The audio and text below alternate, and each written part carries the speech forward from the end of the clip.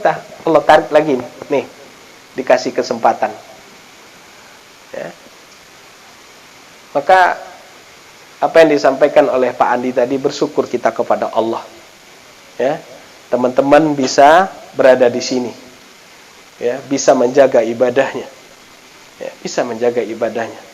Maka besarkanlah rasa syukur kita kepada Allah, karena rasa syukur itu akan membuat kita bahagia.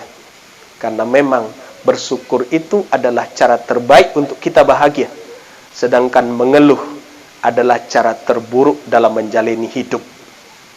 Maka sederhanakanlah syarat untuk kita bahagia.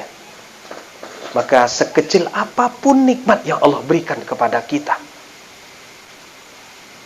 maka akan melahirkan rasa syukur kita yang begitu besar kepada Allah.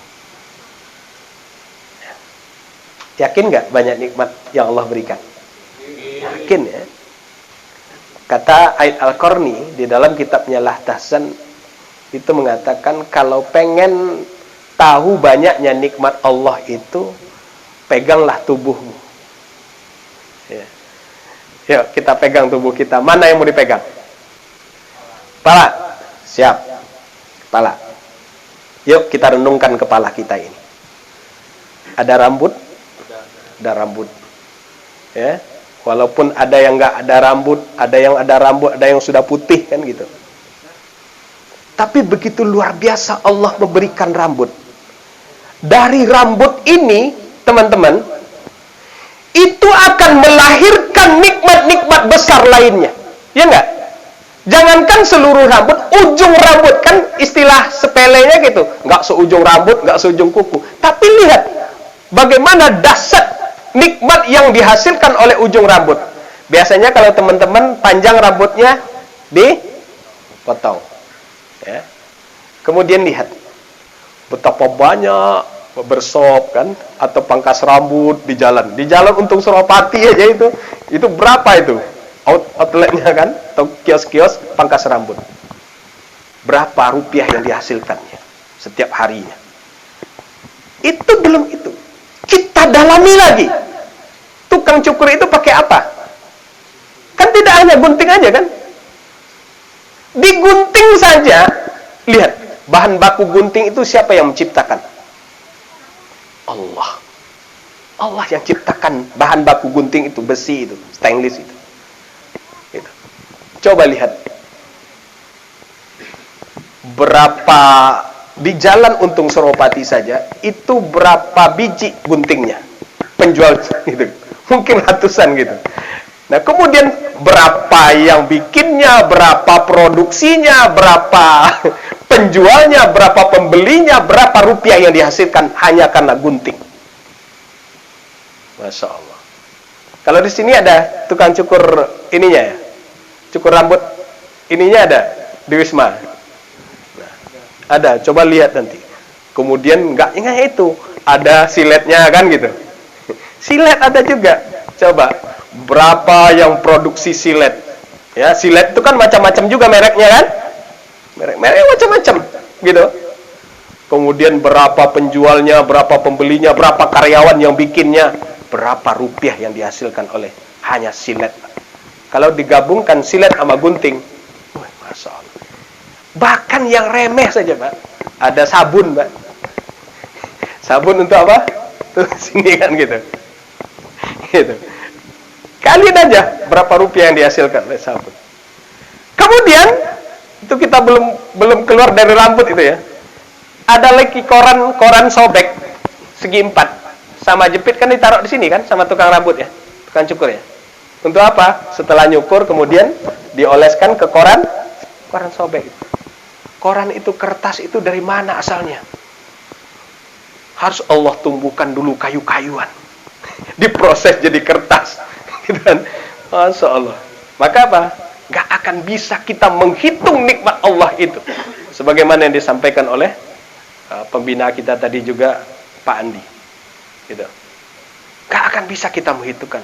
Sekalipun pohon-pohon dan ranting-ranting yang ada di permukaan bumi ini kita jadikan pena, dan air laut yang terbentang luas sebagai tintanya, kita tidak akan sanggup untuk menghitung-hitung nikmat Allah Subhanahu wa ta'ala. Itu baru itu.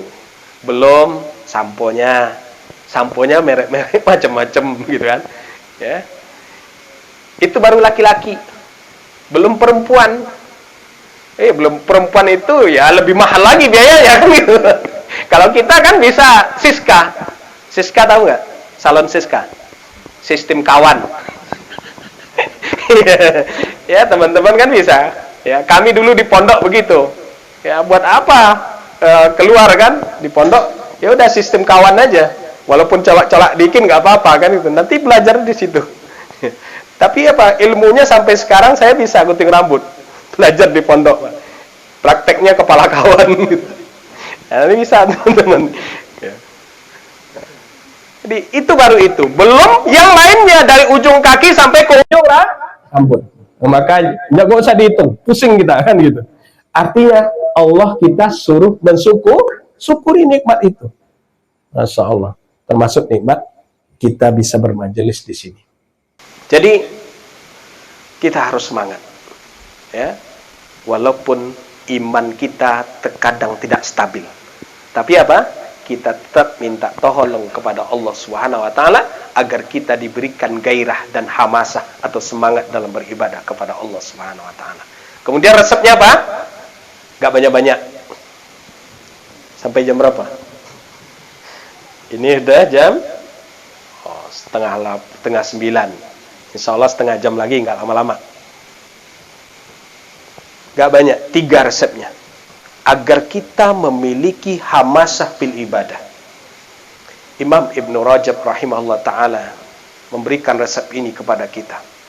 Resep yang pertama agar kita memiliki semangat dalam beribadah kepada Allah Subhanahu wa taala adalah ayya'rifa ma ghayatul hayah. Kita harus mengenali tujuan hidup kita ini untuk apa? Yo, untuk apa kita Allah diciptakan Allah? Untuk apa? Untuk beribadah. Karena Allah firmankan di dalam surat Az-Zariyat ayat 56, "Wa ma khalaqtul jinna wal insa illa liya'budun." Tidaklah aku ciptakan jin dan manusia kecuali hanya untuk beribadah kepadaku, kata Allah. Maka ternyata kalau kita betul-betul mengerti bahwa kita ini diciptakan oleh Allah Subhanahu wa taala untuk ibadah, maka akan lahir gairah dan semangat kita untuk beribadah kepada Allah Subhanahu wa taala. Gitu.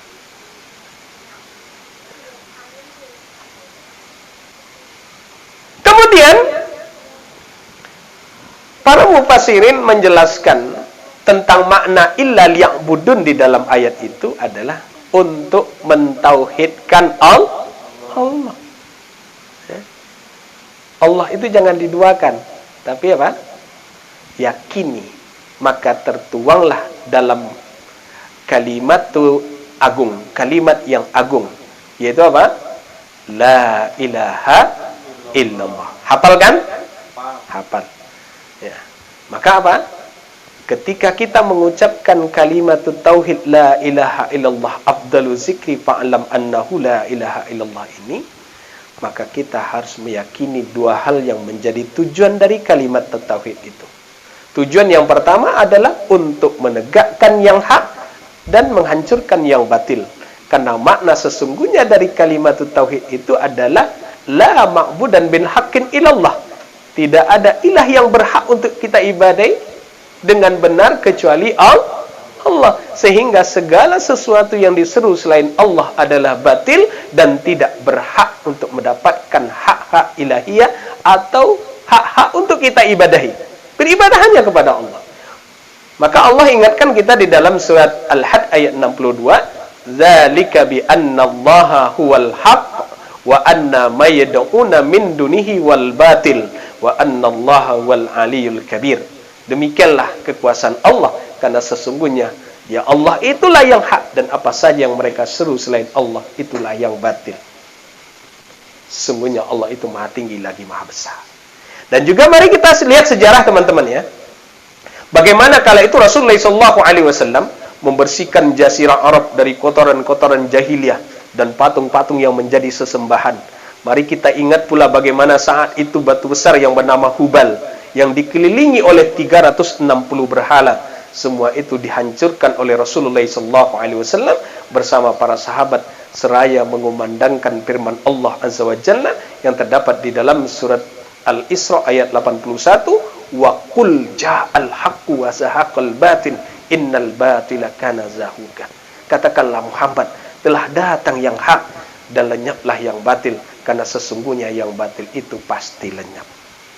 Pertama. Kemudian tujuan yang kedua dari kalimat tauhid la ilaha illallah itu adalah untuk mengatur dan meluruskan perilaku umat manusia itu agar senantiasa berada dalam lingkaran tauhid yang murni kepada Allah Subhanahu wa taala. Sehingga tidak ada lagi permintaan tolong kecuali hanya kepada Allah. Tidak ada lagi peribadatan kecuali hanya kepada Allah. Tidak ada lagi tawakal kecuali hanya kepada Allah. Inilah realisasi dari iyyaka na'budu wa iyyaka nasta'in. Hafal ya? Hafal. Hanya kepada Engkaulah kami beribadah dan hanya kepada Engkaulah kami mohon pertolongan. Ini kata kuncinya, teman-teman. Jadi apapun masalah kita, minta tolong kepada Allah. Nah, siapa di antara kita yang nggak punya masalah? Kita semua punya masalah, kan gitu. Maka apa? Cepat mengadu sama Allah. Sehingga apa? Mudah-mudahan Allah selesaikan masalah kita. Jadi ini yang pertama. Nah, sehingga kalau kita tahu tujuan hidup kita adalah untuk ibadah, sehingga kejenuhan-kejenuhan tadi dalam urusan-urusan apalagi urusan-urusan dunia yang membuat kita jenuh, itu akan bisa bernilai ibadah yang kita lakukan. Ya. Contohnya, teman-teman misalnya bersih-bersih perkarangan, ibadah nggak? Ibadah itu. Ya. Apapun aktivitas orang-orang beriman itu, kalau diniatkan ibadah sama Allah, maka akan berpahala. Itu hebatnya. Ya, itulah hebatnya keadaan orang-orang beriman itu. Diberi nikmat dia bersyukur, diberi ujian oleh Allah dia bersabar. Ya, keadaannya sangat ajaib. Ya. Kemudian aktivitasnya, walaupun itu aktivitas dunia, maka bisa bernilai ibadah ketika niatkan ibadah. Maka minta tolong kepada Allah agar Allah memberikan kemudahan kepada kita untuk ibadah kepada Allah Subhanahu wa taala. Mau tahu nggak doanya? Nah. Doanya diajarkan oleh Rasulullah SAW kepada sahabatnya Mu'az bin Jabal radhiyallahu anhu. Satu ketika Rasulullah bertemu dengan sahabatnya Mu'az bin Jabal ini, kemudian berkata kepada sahabatnya Mu'az, aku benar-benar mencintaimu, wahai Mu'az. Kemudian Rasulullah SAW berkata kepada sahabatnya, aku wasiatkan kepadamu, wahai Mu'az, janganlah engkau pernah meninggalkan di setiap belakang sholatmu membaca Allahumma inni ala zikrika wa syukrika wa husni ibadatika. 3 yang diminta. Ya Allah, tolonglah aku agar aku bisa berzikir kepadamu. Ya. Dan bersyukur kepadamu serta beribadah dengan baik kepadamu. Maka minta sama Allah. Enggak hafal doanya, Ustaz. Ya udah pakai bahasa Indonesia. Ya Allah, tolonglah aku agar aku bisa senantiasa mengingatmu. Karena apa? Mengingat Allah itu akan menjadikan motivasi tingkat tinggi bagi kita untuk berlari menuju Allah sedekat-dekatnya. Karena kita ingat Allah. Ingat Allah. Kalau kita lagi ingat Allah, maka kita akan diisi oleh nilai-nilai ibadah kepada Allah. Maksiat akan jauh. Namanya kita lagi ingat Allah, kan gitu. Kita akan bisa menghindar dari apa? Dari kemaksiatan. Karena kita ingat Allah. Kemudian wasyukrika, ya Allah, tolonglah aku agar aku bisa bersyukur kepadamu terhadap nikmat-nikmat yang banyak tadi itu. Gitu kan? Ya. Itu baru tadi, baru rambut ya. Nanti teman-teman bisa rinci lah kan itu. Ya, tapi kita tidak akan bisa. Artinya apa? Mari kita minta tolong juga sama Allah agar kita mampu untuk bersyukur atas setiap nikmat yang Allah berikan kepada kita. Kemudian wa husni ibadatika. Ya Allah, tolonglah aku agar aku bisa beribadah dengan baik kepadamu. Maka kita tidak akan mungkin bisa beribadah dengan baik kepada Allah kalau Allah tidak tolong kita, maka kita minta tolong kepada Allah. Jadi, ini yang pertama, resepnya. Mengerti tujuan hidup. Untuk apa? Untuk ibadah. Maka lahirkan semangat kita untuk ibadah. Kemudian yang kedua, resepnya agar kita memiliki semangat dalam beribadah adalah ayya'rifa ma fadilatul amal. Kita juga harus mengenali, mengerti dengan keutamaan amal yang kita lakukan, sehingga juga nanti akan bisa menjadi pemicu bergairah dan semangatnya kita melakukan amal. Contoh misalnya, kita duduk di majelis ilmu ini, ada pahalanya nggak?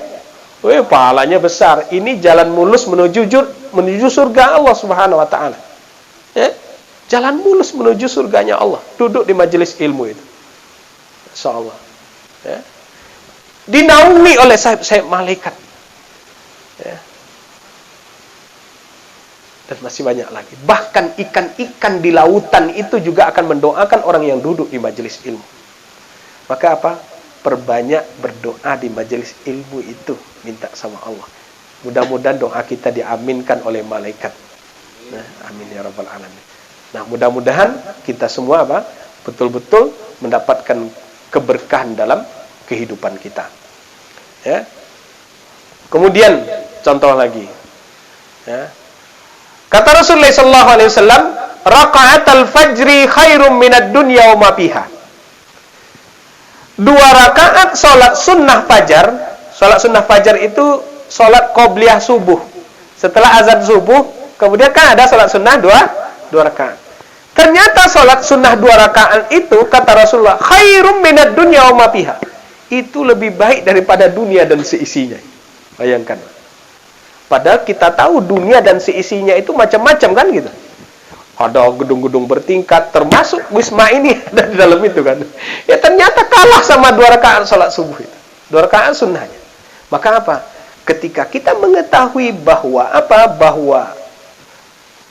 keutamaannya begitu hebat, maka seharusnya kita lebih semangat lagi untuk meraih keuntungan itu. Kemudian teman-teman baca Al-Quran dari 1 huruf ke 1 huruf misalnya.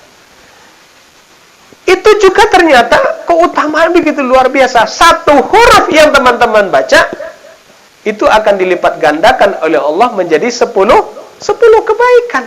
Bayangkan, ya. Kalau sehari bisa 1 halaman, sehari bisa 2 halaman, sehari bisa 1 juz. Ya. Tapi saya terbata-bata, Ustaz. Dan jangan khawatir dengan terbata-bata itu dia mendapatkan pahala 2, bayangkan gitu. Ya, orang yang mahir dia memang akan mendapatkan ya keutamaan tersendiri.